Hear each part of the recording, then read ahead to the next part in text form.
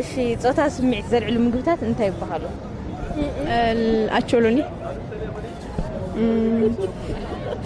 خلينا ጾታ ስምዒት ዘልዕሉ ምግብታት እንታይ ይባሃሉ? لوز موز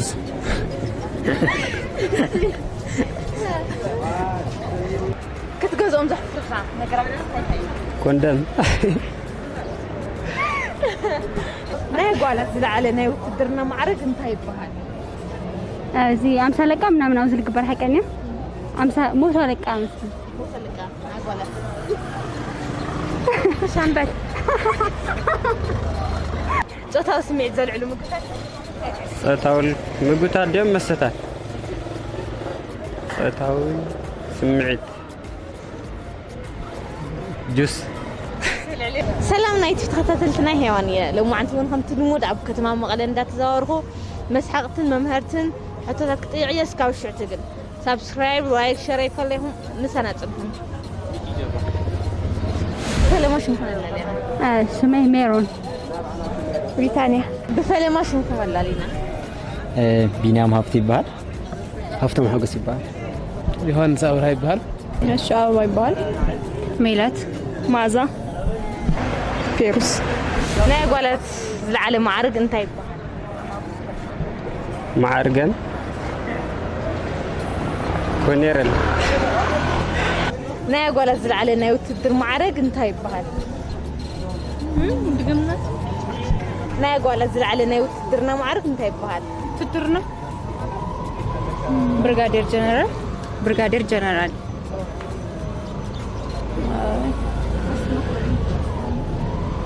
ጀነራል ይክልክ خالي ናውጂ ጀነራል ወደ አላውቀውም አይፈልጠይ እንዳይ ፍልጥ ሆይልኝ ናይ ጓላት ዝለዓለ ናይ ውትድርና ማዕረግ እንታይ ይባሃል? ናይ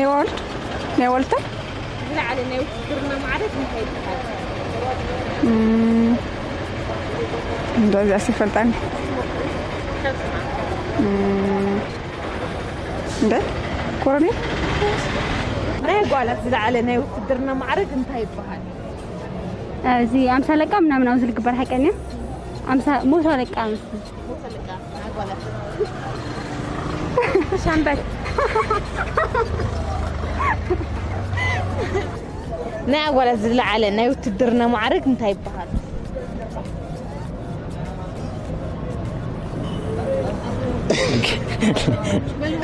واي بعرني انجي هاي نا يوتدرنا معرق زلار يفتي ايش قاعد تبال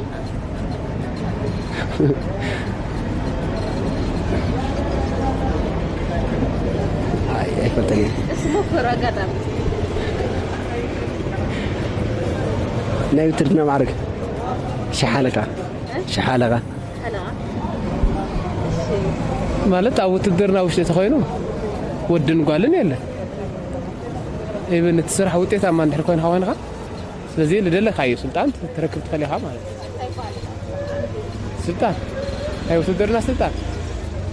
ዋይ ጀነራል አሎ ለያንዳንድ ኩሉ ማለት ብዙሕ ጾታ ስምዒት ዝለዓለሉ ምግብታት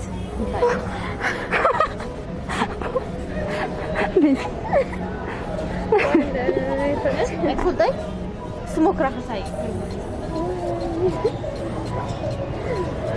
I know አይንፈልጥብና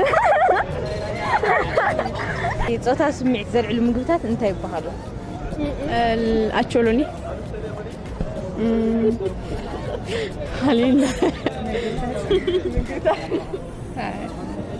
خالي سمعت أي سمع أتشولوني ጾታ ስምዒት ዘልዕሉ ምግብታት እንታይ ይባሃሉ? لوز موز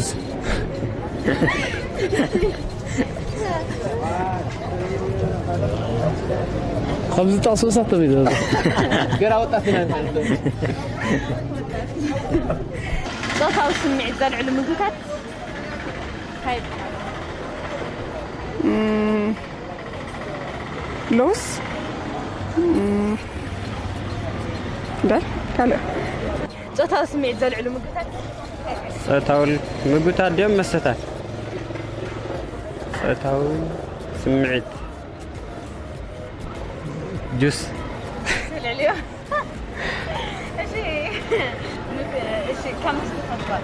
ካብ መስተታት ማ ኣልኮል መስተታት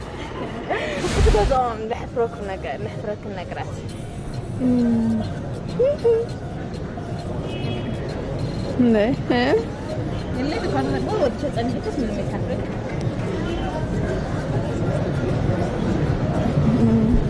أي من ما يحفرنا استكمل نقرت خوينا يحفرنا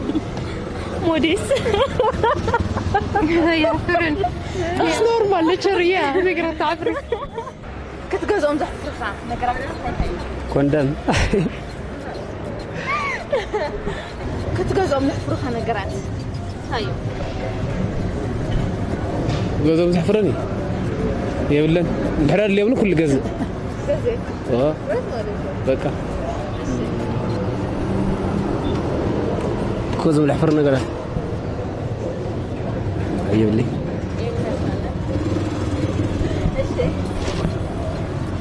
هاي من يحفرني يبلي كوزم زحفروه نقرات ده صح جا حفيري فلتني جزء كله أي حفرني والحين تاي مثلنا دحر مسكرم 3 زمت معلتي تيبها መንግስት ላይ ሁሉ ማዓልቲ መንግስት ላይ ሁሉ ማዓልቲ ጥቅምቴ ተማርቴ دحر مسكرم 3 زمت معلتي تيبها أين هالشيء ايش طيبنا صدق حنيفه ዳርማ ማልቴ መንግስት አልባል ሆነ ድሕር መረፃ ሌለ ማለት እዩ መንግስት ላይ ሁሉ መስለኒ መረፃት ሃልማ ጥቅምቲ ድሕር መስከረም 30 ጥቅምቲ 1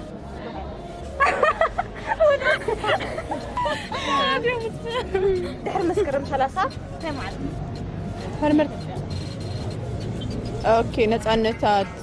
توجلوا معلتي كلكي منقص له يقولوا ساعات دحر مسكرم 3 ጥቅምት 1 يوسف በቃ መንግስትኻ ፈጠሉ ትውጀሉ ማለት እዩ ጥቅምት 1 እዩ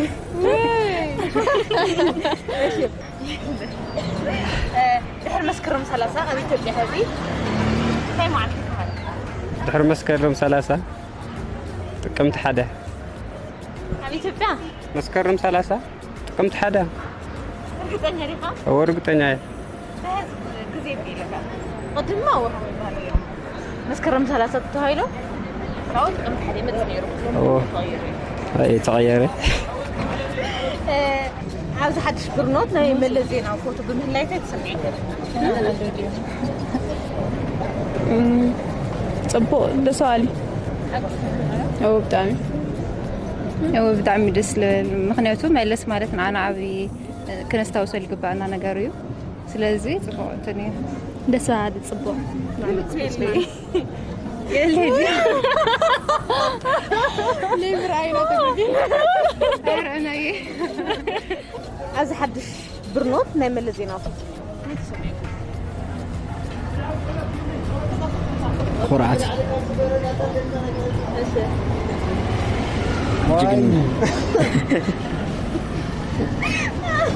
أريلي